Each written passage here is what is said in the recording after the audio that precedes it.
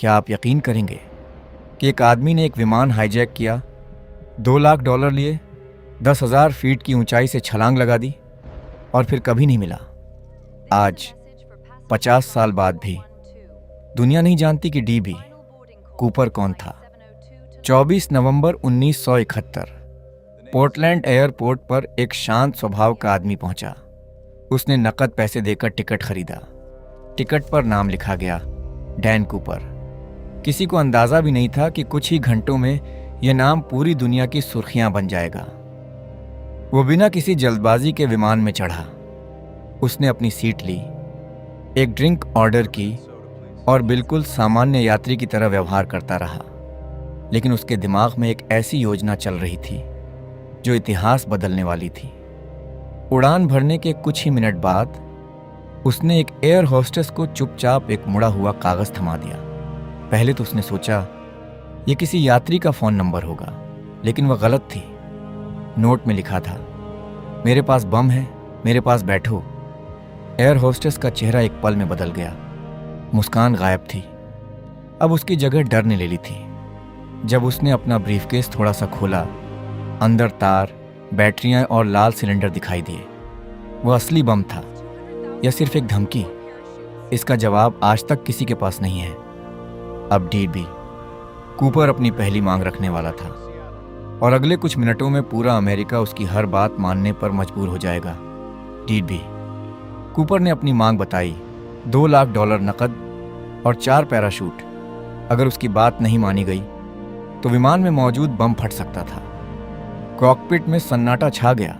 Pilot ने तुरंत air traffic control को संदेश भेजा। कुछ ही मिनटों में FBI और पुलिस को अलर्ट कर दिया गया। जमीन पर अफरा तफरी मच चुकी थी। FBI एजेंट, पुलिस अधिकारी और एयरलाइन कर्मचारी सभी एक ही सवाल पूछ रहे थे, यह आदमी कौन है?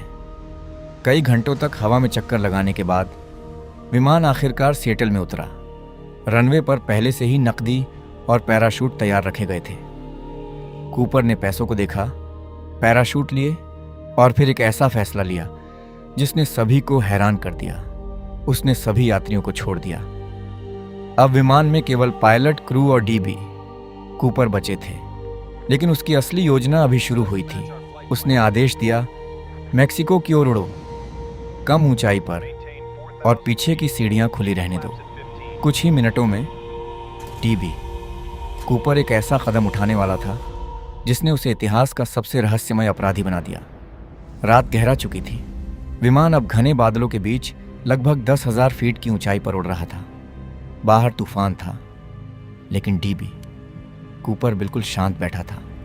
उसने पैराशूट पहना, पैसों का बैग अपनी कमर से बांधा और धीरे धीरे विमान के पिछले हिस्से की ओर बढ़ने लगा।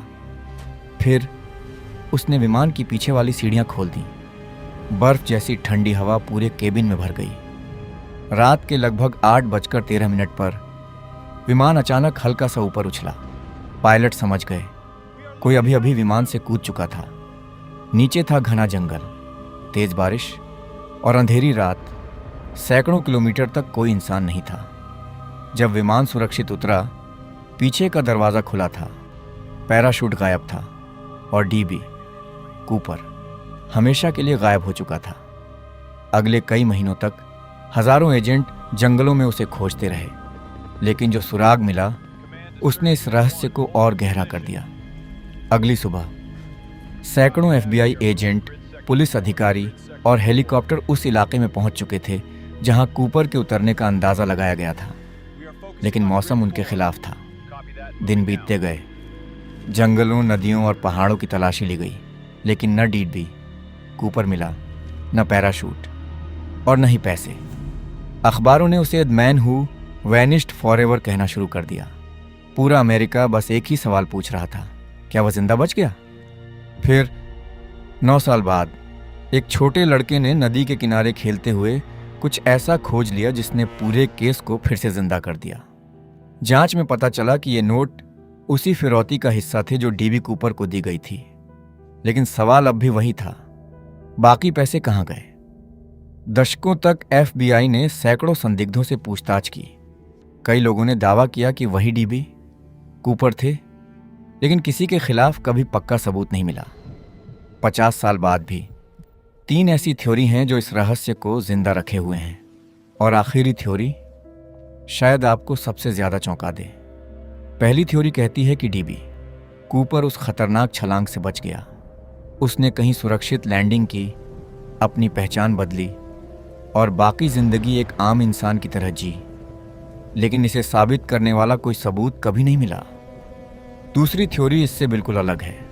कई विशेषज्ञ मानते हैं कि तेज तूफान, घना जंगल और कड़ाके की ठंड में बचना लगभग नामुमकिन था। शायद कूपर उसी रात मारा गया। तीसरी और सबसे रहस्यमयी थ्योरी कहती है कि यह पूरी योजना पहले से तैयार थी और कूपर को नीचे कोई इंतजार कर रहा था। लेकिन इसके पक्ष में भी कोई निर्णायक सबूत नहीं मिला। 2016 में दशकों तक चली जांच के बाद FBI ने इस केस की सक्रिय जांच बंद कर दी, लेकिन मामला कभी आधिकारिक तौर पर सुलझ नहीं पाया। एक आदमी, एक विमान, $2 लाख और एक छलांग, जिसने पूरी दुनिया को एक ऐसा सवाल दे दिया जिसका जवाब आज तक किसी के पास नहीं है। अपनी राय कमेंट में लिखिए, क्योंकि शायद इस रहस्य की अगली कड़ी वहीं छिपी हो।